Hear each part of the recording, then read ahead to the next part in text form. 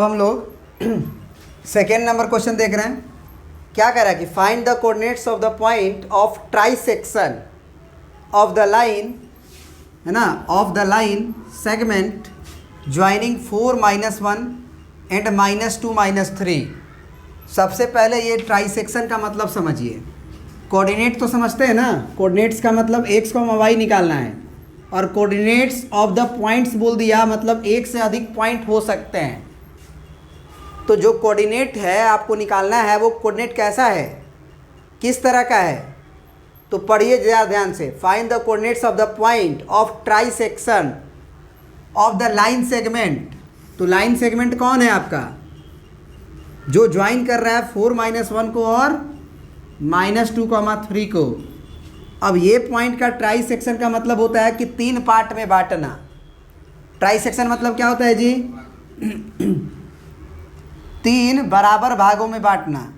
तो बराबर भागों का मतलब क्या है, एकदम ये बीच में ये लेंथ और ये लेंथ बराबर होगा तभी ना, बोलो। तो 3 भागों में बट गया, 1 भाग 2 भाग 3 भाग। तो ट्राइसेक्शन वाले पॉइंट ये हुए और ये हुए। बात समझ में आया। एक ये पॉइंट का कोऑर्डिनेट तुमको निकालना होगा। मान लो इसको x1 y1 मान ले रहे हो। एक पॉइंट ये निकालना होगा तुमको x2 y2। तो ये कोऑर्डिनेट और ये कोऑर्डिनेट दोनों निकालना है। ट्राइसेक्शन का मतलब यही होता है, 3 भागों में बांटना है। 3 भागों में बांटने से 2 पॉइंट ही जनरेट होगा, और 2 पॉइंट जब जनरेट होगा उसका कोऑर्डिनेट आपको निकालना है। तो अब उसका कोऑर्डिनेट निकालने के लिए थोड़ा सा इसमें रेशियो वगैरह दिया नहीं है।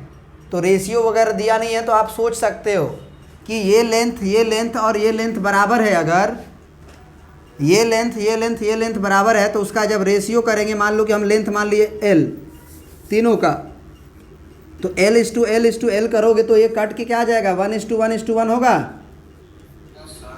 तो इसका मतलब ये हुआ कि हम इसको 1:1:1 बोल सकते हैं, बोलो। अब अगर ये 1:1:1 हो गया तो समझने की कोशिश करिएगा।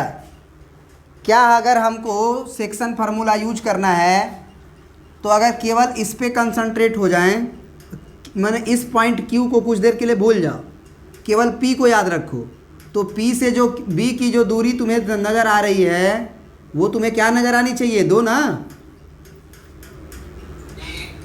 और ये जो 1 की दूरी नज़र आ रही है P से, वो इसकी दूरी क्या नज़र आनी चाहिए 1। वो डिस्टेंस नहीं है, कॉरस्पॉन्डिंग रेशियो, याद रखिएगा। बात समझ में आ रही है, समझ में आ रही है कि नहीं ये बात। ये 1:1 है तो 2 हो गया, ये 1 हो गया। अब अगर x कोऑर्डिनेट निकालना है हमको तो बताए थे ना, इस 1 का गुना किस में होगा, दूर में, ना a में ना p में। जो किनारे को छू रहा है उसमें 1 का मल्टीप्लाई नहीं होता है, दूर में होता है। तो इसका मल्टीप्लाई कहाँ होगा, इधर। और इस 2 का मल्टीप्लाई कहाँ होगा, इधर। ये वाला बाउंड्री को छू रहा है। और अगर आप x कोऑर्डिनेट निकाल रहे हो तो सारी कहानी x की यूज होगी। समझ में आ रही है बात। तो जरा बताओ, इस 1 का गुना किस में होगा, उधर -2 में। फिर प्लस इस 2 का गुना किस में होगा, 4 में। और divided by 1 + 2 m + n, m और n यही है। अब ये x का वैल्यू कितना हो गया हमारा, यहाँ पे निकालते हैं, या एक काम करिए, हाँ निकालिए, यहीं पे निकालिए। -2 और ये 4 दूना के 8, 8 में से 2 गया 6, और 6/3 कितना आ गया, 3 दूना के 6। तो यहाँ पे आपका 3 दूना के 6 ना होगा यार, 3 थोड़ी होगा, 2 होगा। अब ये डायरेक्ट निकल गया। अब हम लोग y निकालते हैं। तो जब y निकालेंगे, यानी कि x1 निकला है, x1 और y1 अगर निकालेंगे तो y वाले को कहानी बस ही यूज होगा, x की कोई कहानी यूज नहीं होने वाली है, बताए थे ना। तो फिर से इस 1 का मल्टीप्लाई कहाँ होने वाला है, उधर के y में होगा कि x में होगा, y में। फिर प्लस इस 2 का मल्टीप्लाई दूर वाले में होता है, किस में होगा, -1 में। और divided by m plus n, यानी कि 1 और 2 ही रेशियो था, 1:2। तो m का वैल्यू 1 और n का वैल्यू 2 है, तो 1 + 2। अब क्या होगा ज़रा बताओ, -3 और ये 2 एकम 2 माइनस में, तो -2 और -3 कितना आ गया, -5/3। क्या ये कोऑर्डिनेट समझ में आया? अब यहाँ पे अब आते हैं इधर। अब हमको अगर मान लो ये Q का कोऑर्डिनेट निकालना है, समझना बात को ध्यान से, तो अब हम क्या करेंगे, अब हम इधर के तरफ से ध्यान। अच्छा एक और बात बताओ, ये तो निकल गया ना, अरे P निकल गया ना भाई, तो P का कोऑर्डिनेट लिख देते हैं, 2, कितना -5/3। अब अगर इस P पॉइंट को गौर से देखा जाए और B को देखा जाए तो दोनों के लिए ये मिड पॉइंट है कि नहीं है? तो मिड पॉइंट थ्योरम क्या होता है, x1 + x2/2, y1 + y2/2।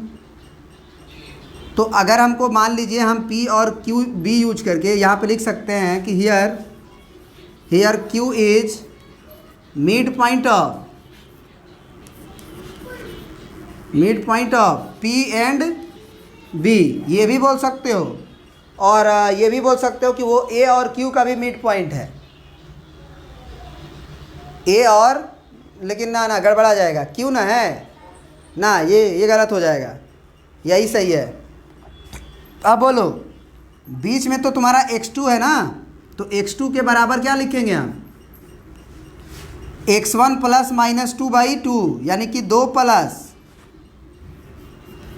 -2 और डिवाइडेड बाई 2। समझ में आ रही है बात? क्योंकि मिड पॉइंट का फॉर्मूला क्या होता है आपका, x1 + x2/2, और y बराबर क्या होता है, y1 + y2/2। मैंने दोनों का y एंट्री को जोड़ के बाई 2 करो, दोनों के x कोऑर्डिनेट को जोड़ के बाई 2 करो। अब वो उसमें माइनस है तो हम क्या करें, पहला एंट्री जोड़ेंगे तो वो 0 हो जाएगा, वो तो बात की बात है ना, तो ये 0 हो जाएगा, 0/2 0 आ जाएगा। अब y2 पे आते हैं, y2 जब निकालेंगे तो सारी कहानी y वाली यूज होगी, तो y एंट्री और y एंट्री को जोड़ो, तो -5/3 और प्लस यहाँ पे आपका -3 है, तो -3 डिवाइडेड बाई 2, तो बाई 1 हो जाएगा। तो यहाँ से y2 का वैल्यू कितना आ जाएगा बताओ, एलसीएम लेना पड़ेगा ना, ये 2 नीचे रहेगा, यहाँ का एलसीएम 3 आया, ऊपर कितना आएगा -5 और प्लस माइनस प्लस माइनस 1 तिया 3 है, या 3 तिया 9 आएगा। अब बताओ 9 और 5 कितना हो जाएगा, 14, तो -14 ये 3 × 2 हो जाएगा, और ये 2 से 7 बार में कट जाएगा, तो ये वैल्यू कितना आ गया, -7/3। तो इस तरह से हम लोग जो पॉइंट ऑफ ट्राइसेक्शन निकालना था, तो हम क्या लिख देंगे, कोऑर्डिनेट ऑफ, ऐसे लिख देना अच्छे से, coordinates of point of trisections are, पहला लिख देना क्या, P, और उसका कोऑर्डिनेट कितना आया है आपका, 2, -5/3 आया है, 2, कितना आया है, -5/3, एंड Q कितना आया है, 0, -7/3। अगला जो कोऑर्डिनेट था वो 0 आया था, और y2 -7/3 आया था।